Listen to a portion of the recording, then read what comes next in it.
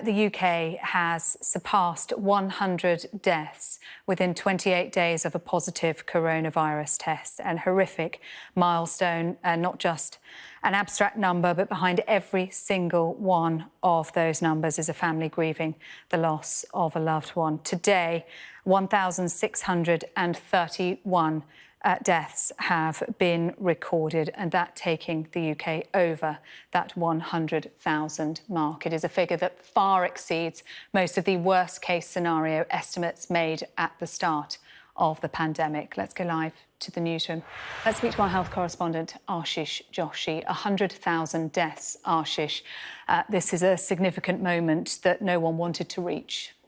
Absolutely. This is unimaginable when you think just a little over 12 months ago, as we were entering into the pandemic, and there were these warnings from the Prime Minister and government scientists about just where this pandemic would go. We were talking about figures in their hundreds and then in their thousands. I don't think anyone then could have predicted that we would be reporting today 100,000 deaths here in the UK. It is one of the worst hit countries in the world by any measure. I know time and time again people look at data and they say, well, if you look at the population, if you look at this, this is just a very simple, stark number.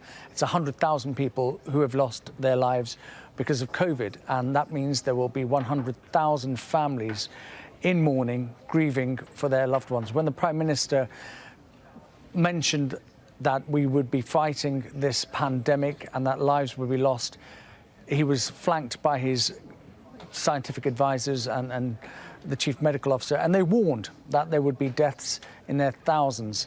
But to be here now talking about 100,000 people, it's really the second wave which is proved so costly in terms of lives, that the speed at which these deaths have multiplied since October. We've been seeing the numbers of people catching coronavirus, being admitted to hospital, and then, of course, if you're in hospital, the chances are that you may die if you have underlying health conditions or you're in one of the higher age groups. And then we've been warned again that the transmissibility of the variant, meaning more people were catching it, younger people were catching it, people were falling sicker.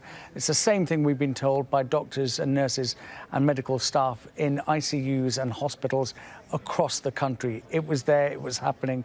But like you said, Sarah, this is the number that nobody wanted to report on today, and we have passed that grim milestone. 100,000 deaths here in the UK.